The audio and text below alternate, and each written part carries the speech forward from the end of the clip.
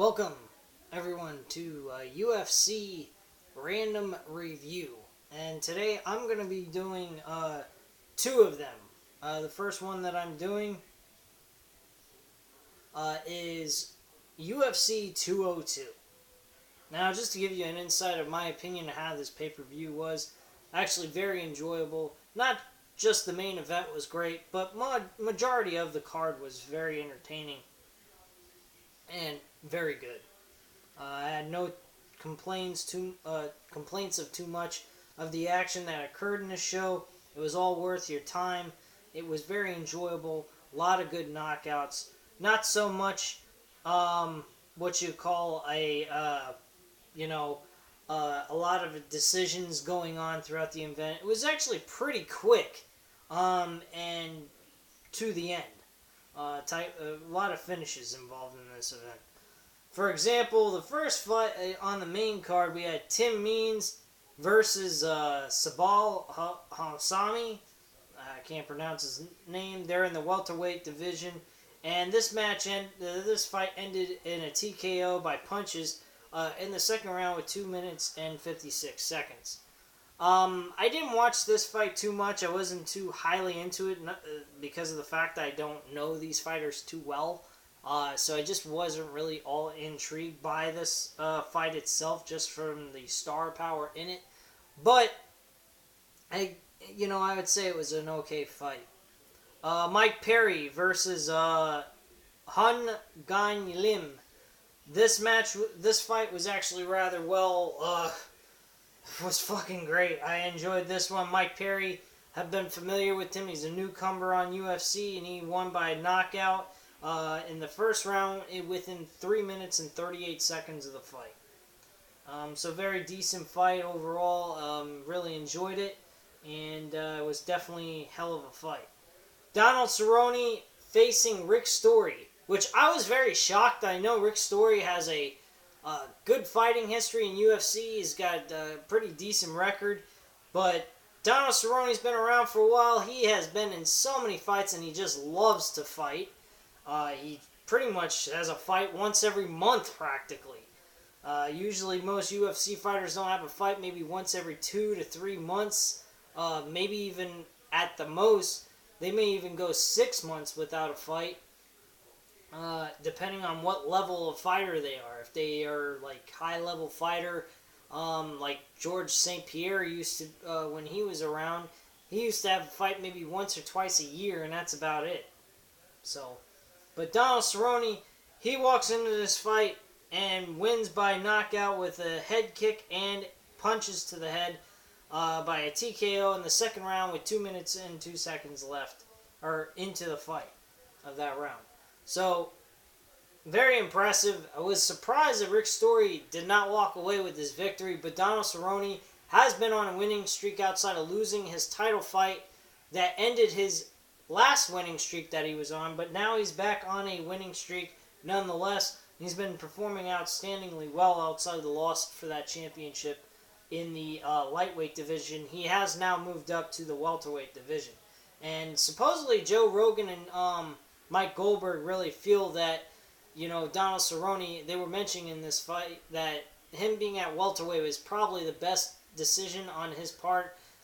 He's very tall anyway to begin with for a lightweight, so in all honesty, it's a lot easier for him to keep up with the weight that he needs to be at as a welterweight. So they feel that that's probably what was holding him back from being a champion. They think by him staying in the welterweight division, as long as he keeps staying on this winning streak and, has a good enough chance against an opponent that's the champion, he'll beat that guy and walk away a champion at some point.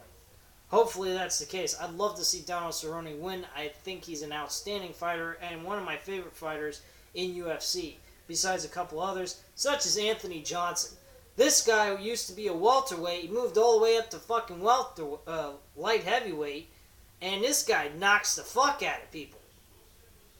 He won his match against Glover Teixeira, and he's the guy that competed at UFC 172 against John Jones for the light heavyweight title, and he lost in 13 seconds by a knockout. Unbelievable freaking fight. Was really shocked how quickly this fight ended. And it was just like watching Conor McGregor and Jose Aldo. Only Jose Aldo's loss in 13 seconds was more surprising than Glover Teixeira.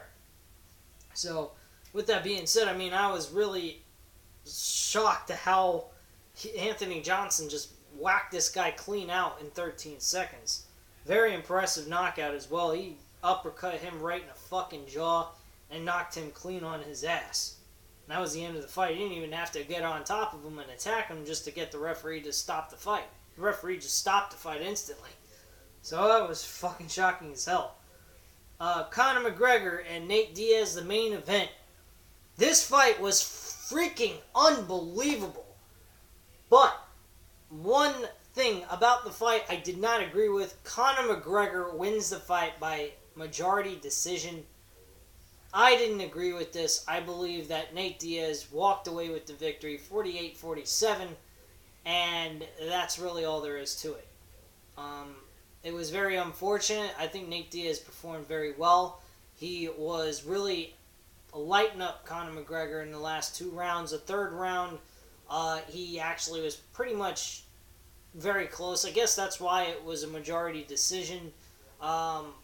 But, I mean, the first 2 rounds, I do believe that, Nate Diaz wasn't as great as he should have been in those 2 rounds. And if he would have been a little bit more dominant in at least the first or second round, he would have definitely gotten the victory. But, Conor McGregor ain't no pushover. He's not a horrible fighter, but he's not the best. He's not the greatest. I can't say he's not the best. He's one of the best. But he's not the greatest fighter in UFC.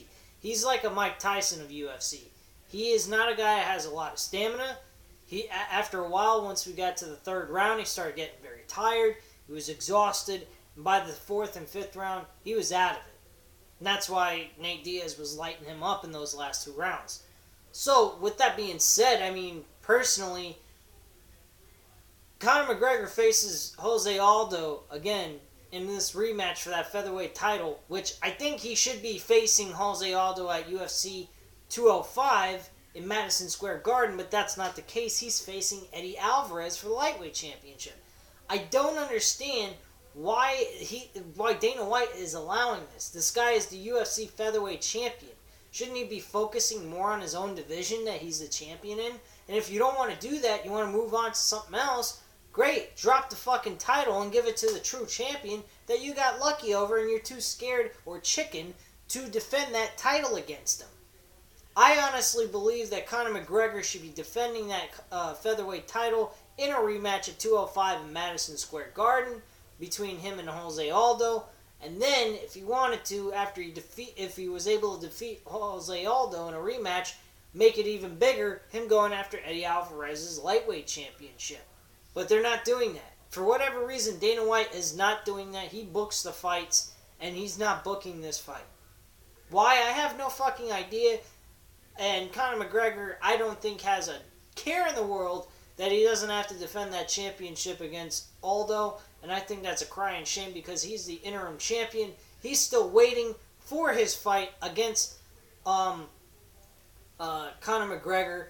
And he still ain't getting that fight yet. Why? I have no idea. I think there should be the welterweight, or not the welterweight, lightweight and featherweight championship, the 2 head card matches on the UFC 205, and that's not happening. For whatever reason, I have no idea. So, you can guess as much as I can, because I have no fucking answer to it outside of Conor McGregor is a fucking chicken shit, and he's a cash cow for Dana White. That's all that can be really said about this whole entire subject. I disagree with it. I wonder what you guys think. Leave your comments and opinions down below about that whole situation with UFC 205. Do you really think that Jose Aldo should get a rematch at this event, even though he's not, at Madison Square Garden? Or do you think they're making the right decision with Eddie Alvarez defending the UFC lightweight championship against Conor McGregor? Anyway, at this time, guys, I'll definitely get back to those comments as well, just to let you know. Hit that subscribe button and have a great night, guys.